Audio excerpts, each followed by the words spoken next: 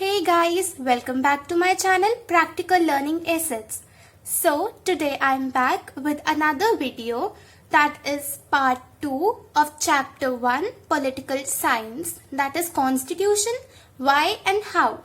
So today's topic will start from the authority of a constitution. We have seen the functions that a constitution performs, but there are some further questions that we can ask about the constitutions. That is, what is a constitution? How effective is a constitution? And is the constitution just? Now, if we answer the first question, then a constitution is a compact document that comprises a number of articles about the state, specifying how the state is to be constituted and what norms it should follow. Simply, we can say that constitution is a set of rules and regulations that a country has to follow.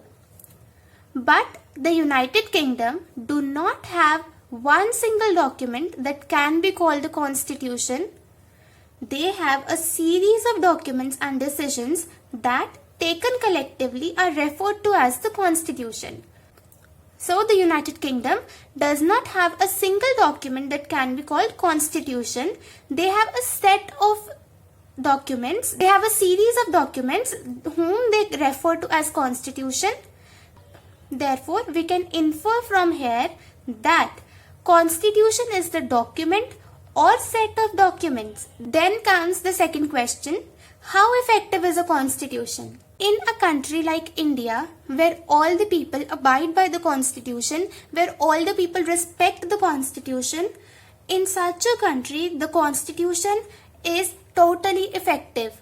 But in some countries where constitution is just considered a book or it is not followed by anyone, there the constitution is not effective at all. Then comes the third question: is a constitution just? Now, this answer can be different for different constitutions.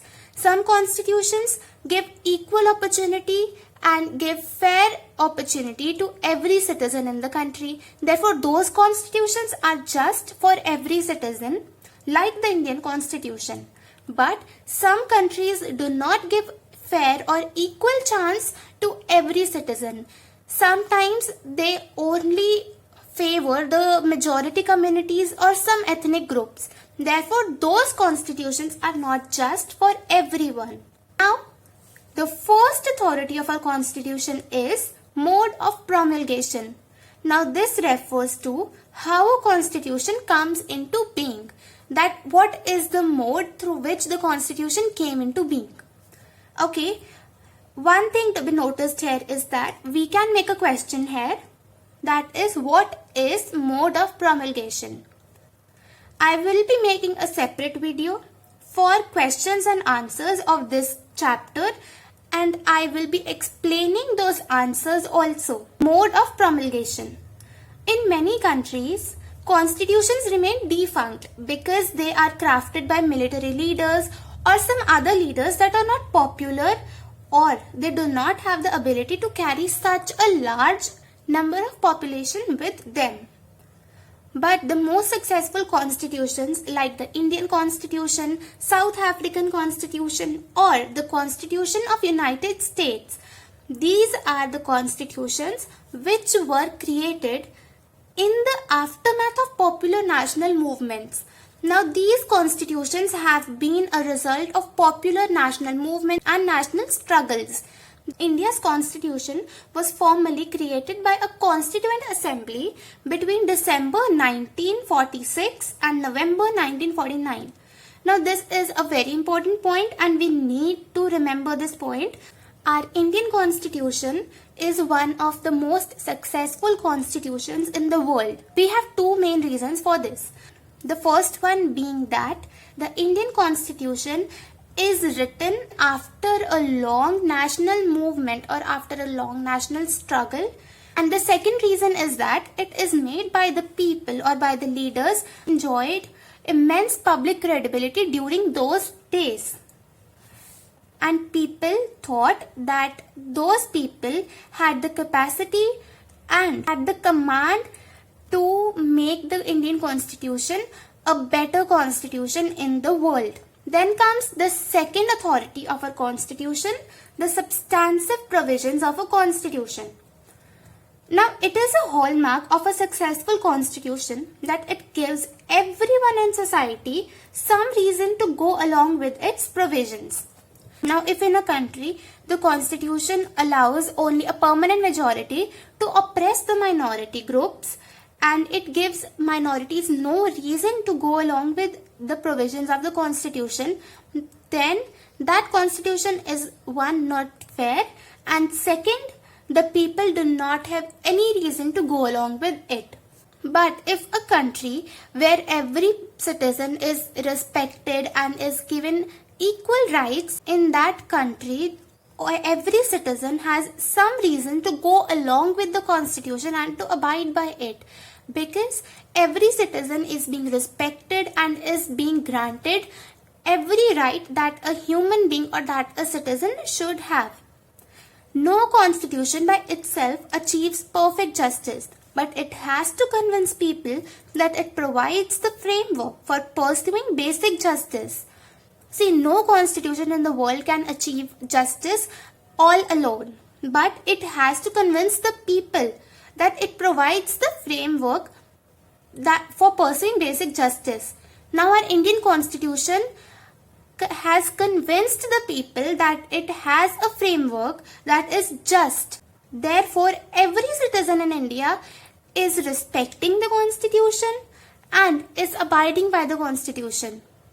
Moreover, the more a constitution preserves the freedom and equality of all its members, the more likely it is to succeed. Our Indian Constitution preserves the freedom and equality of all its members. Therefore, our Indian Constitution is one of the most successful constitutions in the world. Then the next authority of our Indian Constitution is balanced institutional design. We can mark a question here. Define balanced institutional design. Now, well-crafted constitutions fragment power in society intelligently so that no single group can subvert the constitution. This is often done by fragmenting power across different institutions. The Indian Constitution, for example, horizontally fragments power across different institutions like the legislature, executive, and the judiciary, and even independent statutory bodies like the Election Commission. An intelligent system of checks and balances has facilitated the success of the Indian Constitution. Now, the intelligent constitutions do a very intelligent thing, that is, they fragment power in the society between different groups so that they do not subvert the constitution. Now, the Indian Constitution has done this by fragmenting power horizontally between legislature, executive, and judiciary, and then even independent statutory bodies like the Election Commission. Now, why have I given stress on horizontally? Horizontally because all the institutions, legislature, executive, judiciary, and the statutory bodies, they are placed at the same level and they keep a check on each other. All of these institutions, they are independent. They do not depend upon each other. They are independent. Then comes another important aspect of intelligent institutional design is that a constitution must strike the right balance between certain values, norms, and procedures as authoritative and at the same time allow enough flexibility in its operations to adapt to changing needs and circumstances. That is, a constitution at the same time must be flexible and rigid. Rigid because some of the rules, regulations, or some of the norms and values are so much important that they cannot be changed at all. Therefore, to protect those things, to protect those rights, the Indian Constitution is rigid. We have to follow a long procedure to change those things. But our Constitution at the same time is flexible because it has the ability to change itself in respect to the changing needs of the time. We will study this in more detail in our next chapter. Now then comes our next topic, that is, how was the Indian Constitution made? You can mark a question here as it is that how was the Indian Constitution made? Now we have seen that what are the functions of the Constitution, what are its authorities, but we have not discussed that how was the Constitution made. Now the Constitution, it was made by a Constituent Assembly which had been elected for undivided India.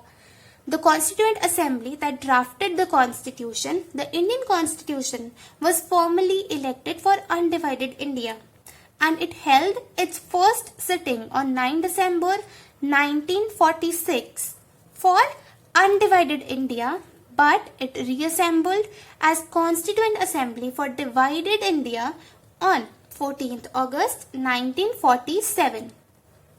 Then its members were chosen by indirect elections by the members of the provincial legislative assemblies that had been established under the Government of India Act 1935. An MCQ question or a 1-mark question can be framed from here, that under which act were the provincial legislative assemblies established? It was the Government of India Act 1935. Then the Constituent Assembly was composed roughly along the lines which were suggested by the plan proposed by the Committee of the British Cabinet, known as the Cabinet Mission. Now another MCQ question or a 1-mark question can be framed here, that which plan or which committee was proposed by Britishers for the composition of Constituent Assembly? It was the Cabinet Mission. Now let's look what this mission was. We can form another question here, that what was the Cabinet Mission? Each province and each princely state or group of states were allotted seats proportional to their respective population, and as a result the provinces were to elect 292 members while the princely states were allotted a minimum of 93 seats. The seats in each province were distributed among the three main communities, Muslims, Sikhs and General, again in proportion to their respective populations. Then members of each committee in the provincial legislative assembly elected their own representatives by the method of proportional representation with single transferable vote. The method of selection in the case of representatives of princely states was to be determined by consultation. This was our Cabinet Mission. This is very important part of this chapter and we all need to remember this by heart. Then comes our next part, that is composition of the Constituent Assembly. We can form a question here. What was the composition of the Constituent Assembly? Now, as a consequence of partition under the plan of 3 June 1947, under which plan was the partition done? That was plan of 3rd June 1947. The members who were elected from territories which fell under Pakistan now ceased to be members of the Constituent Assembly. Now, after the partition, the territories that came under Pakistan, the members from those territories, they ceased to be the members of Indian Constituent Assembly. The number of members in the assembly was reduced to 299. The constitution was adopted on 26th November 1949 and 284 members were actually present on 24 January 1950 and appended their signature to the constitution as finally passed. Now, after the partition, the number of members in the Constituent Assembly reduced to 299. Then, the Constitution was adopted on 26 November 1949 and 208 actually signed the Constitution as finally passed. Then, the Constitution came into force on 26 January 1950. As our Constitution is a successful Constitution, this is a tribute to our framers because they have been able to draft a constitution under immense pressure of partition and all the riots that were going on during that time. Now, if we talk about the representation in this student assembly, then members of all the religions were given representation. Then the assembly had 28 members from the scheduled castes. And in terms of political parties, the Congress dominated the assembly as it occupied 82% of the seats in the assembly after the partition. This was all about the composition of our constituent assembly. And this was all for today's video. We will cover the remaining chapter in our next video. So if you guys like the way I explained everything, just hit like the video and do not forget to comment what you liked in this video, and don't forget to subscribe to my channel. Bye guys.